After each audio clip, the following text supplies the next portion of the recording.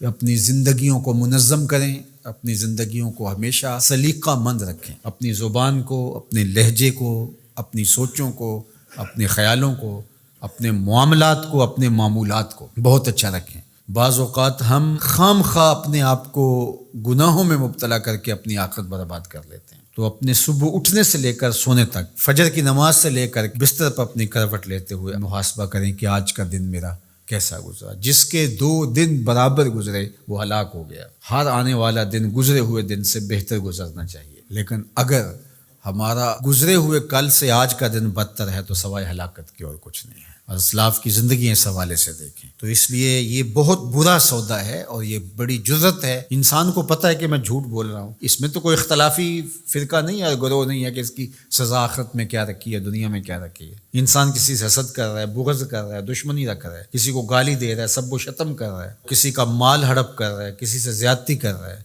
رشوت لے رہا ہے، یہ جو کچھ بھی ہماری زندگی میں شب و روز کے معمولات ہیں جو ہم کر رہے ہیں، یہ تو کوئی اختلافی مسئلہ نہیں ہے کہ جس کے بارے میں وہ کہا کہ مختلف اقوال ہوں کہ آپ نے اس فرقے پہ اور اس گروہ پہ اور اس مسلک پہ بات کر لی کہ نہیں ہمارے مسلک میں یہ جائز ہے۔ جھوٹ تو ہر مسلک میں ناجائز ہے، ہر الہامی غیر الہامی مذہب میں ناجائز ہے۔ اسی طرح رشوت کھانا، سود کھانا، شراب پینا، نظروں کی ناپاکیزگی اور اپنی زندگی کے جو دیگر امور بد ہیں، اس میں تو کوئی اختلاف نہیں ہے۔ اپنا وقت برباد کرنا، نمازیں چھوڑنا، لوگوں کو ایذا دینا، تکلیفیں دینا، ہمارا دین تو اس قدر حساس ہے لوگوں کے خیال رکھنے کے حوالے سے کہ لہسن اور پیاز کھا کر کے مسجد میں آنے سے روکا گیا ہے کہ تمہارے منہ سے نکلتی ہوئی سمیل کو سونگھ کر کے کسی کو تکلیف نہ ہو، کسی کو اذیت نہ پہنچے۔ وہ اس قدر حساس ہے۔ حضرت انس بن مالک آتے تھے تو چونکہ وہ جنہوں نے حضور کو نہیں دیکھا تھا تو وہ ان کا ہاتھ پکڑ کے چوم لیتے تھے کہ آپ نے حضور کو دیکھا، تو وہ اپنے ہاتھ کو خوشبو لگا کے آتے تھے کہ لوگ میرا ہاتھ حضور کی نسبت سے چومتے ہیں،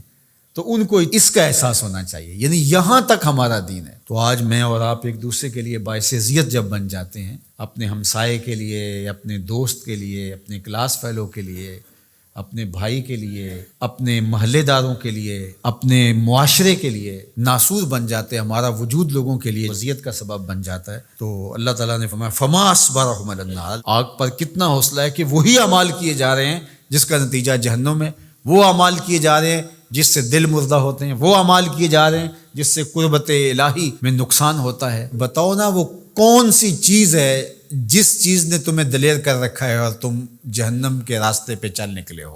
وہ دولت ہے، حسن ہے، جوانی ہے، اقتدار ہے۔ وہ چیز کیا ہے جس چیز پہ تم ناز کر کے اپنے رب سے دور ہو کے جہنم کا ایندھن بننے کے لیے تیار ہو گئے؟ کتنا حوصلہ ہے لوگوں کا، کتنی ڈٹائی سے کہہ دیتے ہیں یہ جہاں میٹھا اگلا کس نے ڈٹا۔ کوئی کہتا کوئی بات نہیں، کر لو جو کرنا، آخرت میں توبہ کر لیں گے۔ توبہ کی امید پر گناہ کا کرنا یا ڈٹائی کے ساتھ گناہ پہ گناہ کیے جانا، اپنی بد اعمالیوں کی کوئی توجیہ کر لینا، مختلف شیطان کے فریب ہیں، مکر ہیں، وہ آپ کو مختلف طرح سے پھانس لیتا ہے، ہم اس کی کوئی توجیہ کر لیتے ہیں، اس کی کوئی صورت گری کر لیتے ہیں۔ مطلب کیا؟ جب اللہ کی کتاب سے ہم انحراف کریں گے تو اللہ توفیقات خیر سلب کر لے گا۔ یہ جو لعنت کا لفظ آپ نے سنا تو لعنت کا کیا مطلب ہے؟ لعنت کا مطلب ہے کہ رحمتوں سے محروم کر دیا جانا۔ عرب کہتے ہیں جب وہ اپنی اولاد سے ناراض ہو جائیں یا کسی سے ناراض ہو جائیں بڑا، تو وہ کہتا ہے کہ میں تمہارے لیے دعا نہیں کروں گا، تم میری دعاؤں سے آج کے بعد محروم ہو گئے ہو۔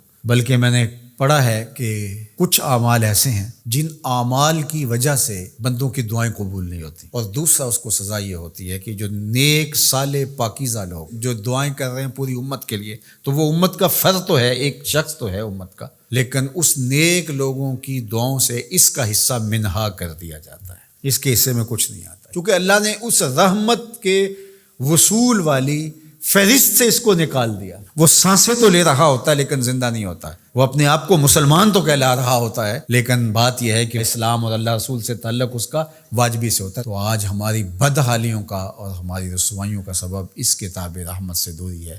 اللہ کتاب رحمت سے جڑنے کی توفیق دے۔